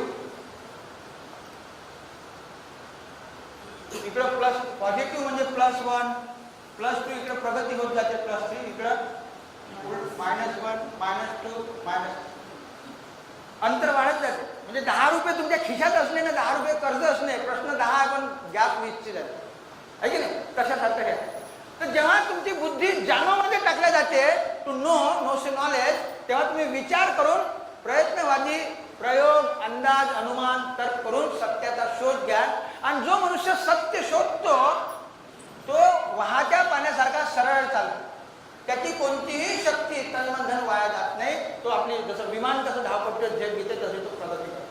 परंतु जो मनुष्य मानव थेअरीमध्ये टाकला, मग मानव म्हणजे विश्वास, जो विश्वासात जगतो, मानव त्याच्या बुद्धीचा उपयोग केला जात नाही, तर मग त्याच्यामध्ये भावना निर्माण होतात. मानवामध्ये भावना, आस्था, श्रद्धा. आणि जो मनुष्य सतत भावनेमध्ये जगतो त्याची बुद्धी धमिष्ठ होते, म्हणजे फ्यूज होते, फ्यूज. कारण ब्राह्मण तुम्हाला एकच एक गोष्ट बार बार का करायला लावते, तुम्हाला 1008 फुलवाती करा, 1008 बेल व्हा, कारण त्याच्यात बुद्धी फ्यूज होते, बुद्धीचा उपयोग होत नाही. आणि मग जो मनुष्य भावना होतो, आभासात जगतो, आभासात जगतो, आभास. आभास म्हणजे काय, तर जे आहेच नाही ते आहे असं समजून जगा, आभास. तसं आभास म्हणजे जसं तुम्ही क्षितिज पाहता, तुम्ही अंधे नाही, पण जेव्हा तुम्ही गावाच्या बाहेर टेकड्यावर गेले तर तुम्हाला पृथ्वी आणि आकाश टेकलेलं दिसते, त्याला आपण क्षितिज म्हणतो. का दिसते? जेव्हा तुमची दृष्टी संपते, तुम्ही अंधे नाही पण दृष्टीची रेंज असते 4 किलोमीटर 5, जेव्हा तुमची दृष्टी संपते तेव्हा तुम्हाला क्षितिज जे आभास दिसते, जे आहेच नाही. जर तुम्ही प्रयत्न करून चालून पाहिलं तर ते अंतर तेवढंच आहे, कारण पृथ्वी कुठे टेकली. तसंच सायंटिस्टने म्हटलं की जेव्हा मनुष्याची विचारशक्ती संपते तेव्हा त्याला ईश्वराचं त्याच्या डोक्यामध्ये आगमन होते, का कोणीतरी सृष्टी द्यावा. जबकि ईश्वर जसं क्षितिज नावाची चीज नाही तसं ईश्वर नावाची चीज नाही. ईश्वर हे मनुष्याने फुलस्टॉप देण्यासाठी, म्हणतो ना देव जाणं, कोणी देव मनुष्य जाणत नाही, ते तुम्ही जाणू शकत नाही, ईश्वर जाणं. तर त्यांनी ईश्वर त्यांनी जाणण्याचा आभास निर्माण केला. आणि मग जेव्हा तुम्ही एक वेळा आभासी वातावरणात जगणं त्या स्वीकारलं, मग तुम्ही कितीही शिकले, MA PhD जरी झाले तरी जर तुम्ही कोणा खुट्याने बांधले तर तुमच्या PhDला अर्थ नाही. कारण तुम्ही त्या आभासी वातावरणात जरी PhD केली, त्या PhDचा अर्थ आहे परमनंट हेड डॅमेज. इकडे डॅमेज होते, परंतु तुम्ही जर जाणव थेरी, तुम्हाला वाटलं नसेल का आम्ही PhD केली, पण काय काय PhD करता तुम्ही, महाभारतामध्ये PhD करता, जे ऑलरेडी काल्पनिक साहित्य आहे. पोतभर भूस उपनाचा आणि कोसाभर दाणे दाखवायचे, म्हणायचं का पहा मी शोधलं, मनामध्ये डॉक्टर आहे की नाही. तर असे डॉक्टर पाहिलेचे 15 खूप असतात, पण ते धरणीवर भार आहे, ते देशासाठी काहीच करत नाही, ते काही नवीन काही निर्माण करू शकत नाही. तर जे आभासी वातावरणात जगतात मानव थेरी, परंतु जे जाणव थेरीमध्ये जगतात ते त्यांचं माइंड डॅमेज नाही होत, डेव्हलप होते. आणि एवढं डेव्हलप होते का ते जे PhD करतात त्या PhD मध्ये फोरेज डेव्हलप होते. फोरेज काय आहे तर पहिले त्याचा हेड डेव्हलप होते. हेड डेव्हलप झाल्यामुळे हार्ट डेव्हलप होते. क्लिअर असतो तो माणूस, क्लिअर, अनकॉन्शियस नाही, क्लिअर.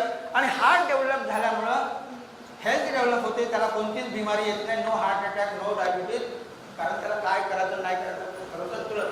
आणि ज्याचं हेड, हार्ट आणि हेल्थ डेव्हलप होते तो मनुष्य ऐतखाऊ बनून जगू शकत नाही, धरणीवर भाग बदलत नाही. त्याचे हँड डेव्हलप होतात आणि तो कर्तृत्ववान होतो आणि तो कोणत्याही क्षेत्रात गेला तरी आपला समाज, व्यक्ती आणि देशासाठी कामाचा बनतो. हे धरणीवर भाग. तर मित्र, अंधाराकडून अंधाराकडे आणि ब्राह्मण वर्गाने पहिले शिक्षण बंद केलं 1000 वर्ष. आणि जेव्हा देण्याची वेळ आली, कारण ते आता संविधानावर म्हणू शकत नाही, त्यांनी निगेटिव्ह शिक्षण देणं सुरू केलं. आणि जेवढे जास्त शिकले तेवढे जास्त निकृष्ट. अमेरिकेमध्ये एक सायंटिस्टने म्हटलं आहे की एक म्हणजे भारतातले लोक किती चोर आहेत. एक ते म्हणतात की अज्ञानी चोर, एक अज्ञानी चोर मालगाडीतला थोडा माल चोरून नेतो, त्याला पोलीस पकडतो. पण ज्ञानी चोर पुरी मालगाडीत चोरून नेतो. आणि मेरिटवाले एवढे बहादर आहे का ते मालगाडीत टाकण्याचा काढण्याचा मूर्खपणा करत नाही, ते टाकाच्या अगोदरच गायब करते.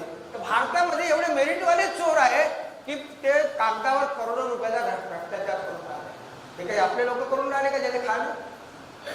तर भारताची शिक्षण व्यवस्था अशी आहे, भोकमपट्टी. Today's education is only sharpen the memory, only information, knowledge नाही, ओनली इन्फॉर्मेशन. मेमरी शार्पन, रातभर अभ्यास करून परीक्षा द्या. कशासाठी तर पर्सेंटेज.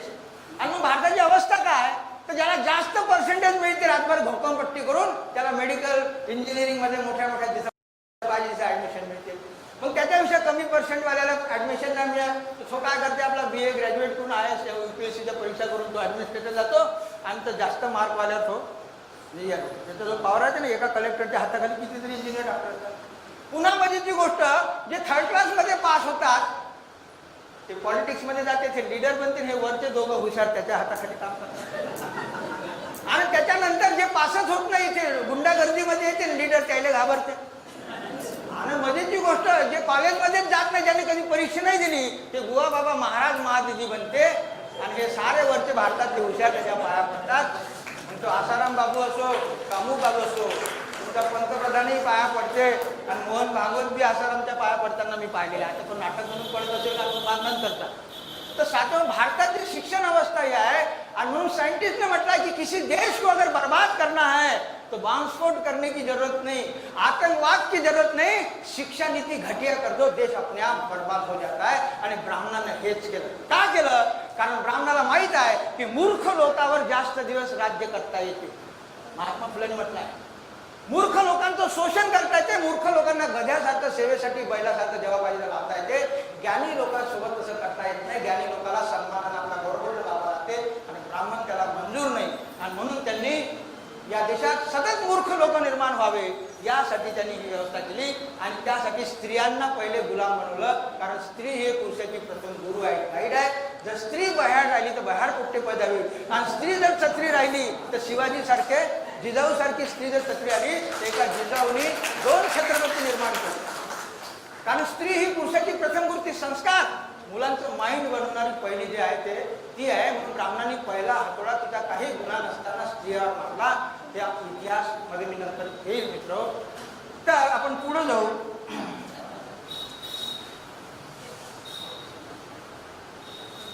तर शिक्षणाची ही अवस्था आहे. 65% लोक निरक्षर आहेत. आणि जे शिकले ते चुकीच्या शिक्षणामुळं, गलत शिक्षण ते देशाला मारक नाही तर घातक झालेले आहे मित्र. आणि म्हणून आज आपण अंधाराकडून अंधाराकडे चाललो की उजिराकडून उजिकडा. आणि ब्राह्मण तुम्हाला आशेवर जगवतो आभासामध्ये. आभासामध्ये जगून तुम्हाला काय सांगते मोठा येल पाडून, तमसो मा ज्योतिर्गमय. म्हणजे हे मा तू ये आणि आम्हाला अंधारातून उजेडात घेऊन जा. बुद्धाने सांगितलं कोणती माय येणार नाही आणि तुम्हाला अंधारातून उजेडात घेऊन जाणार नाही. तुम्हाला स्वतःचा दीपक स्वतः बनावा लागेल. फक्त दीपक हवा. अपना दिया जलाओ, अपना दिया जलाओगे तो उस प्रकाश से दूसरा दीपक जलाओगे।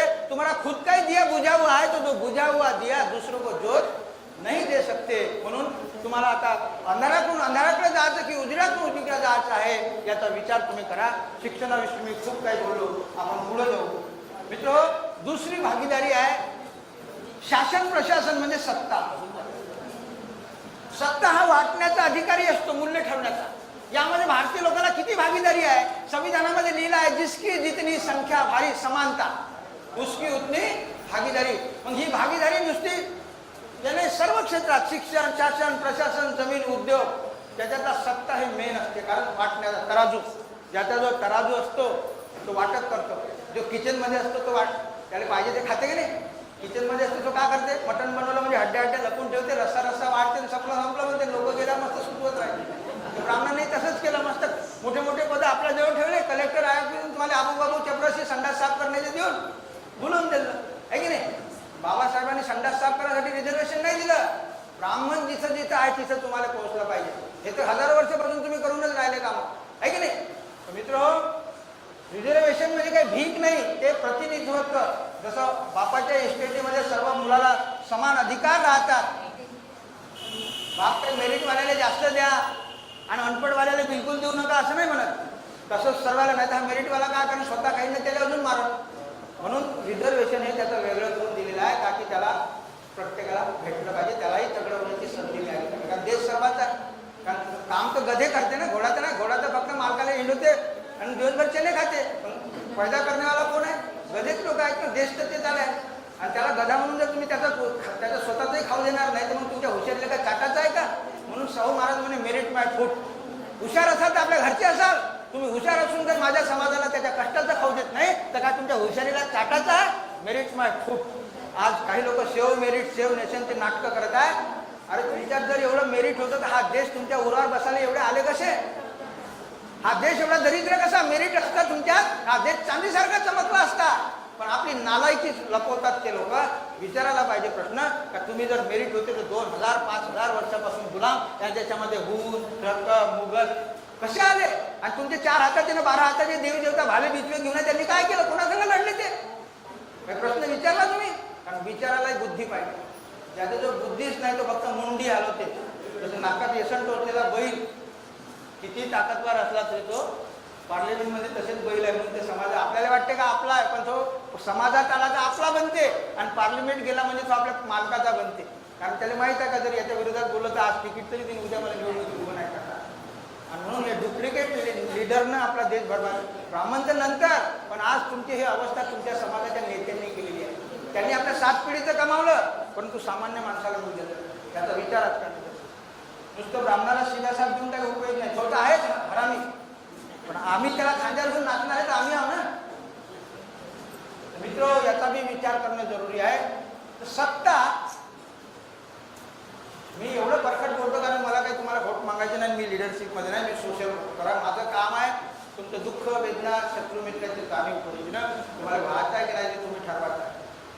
तर सत्तेमध्ये काय भागीदारी आहे? तर हा जो ब्राह्मण आहे याने 70% ऑफिशियली घेतल्यानंतर आता रिझर्वेशन पुन्हा त्यांनी स्वतःसाठी करून घेतले।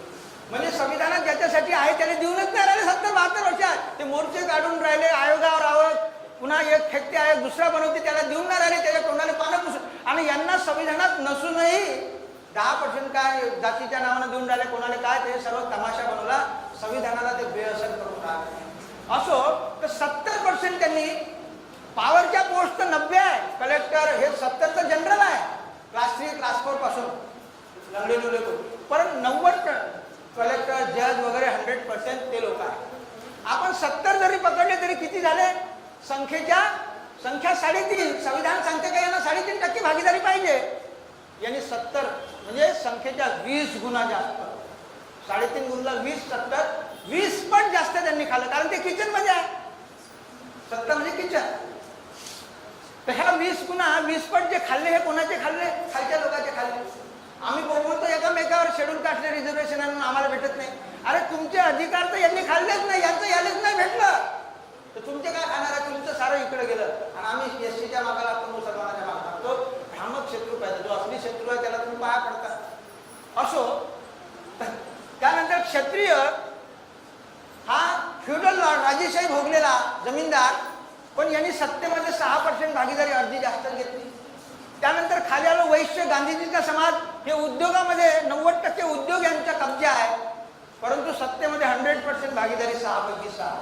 मग पुन्हा खाली आलो ओबीसी हा भारताला पोचणारा समाज. टेक्निकल माणूस लोहा सुतारापासून सर्वे हा निर्माण करतो.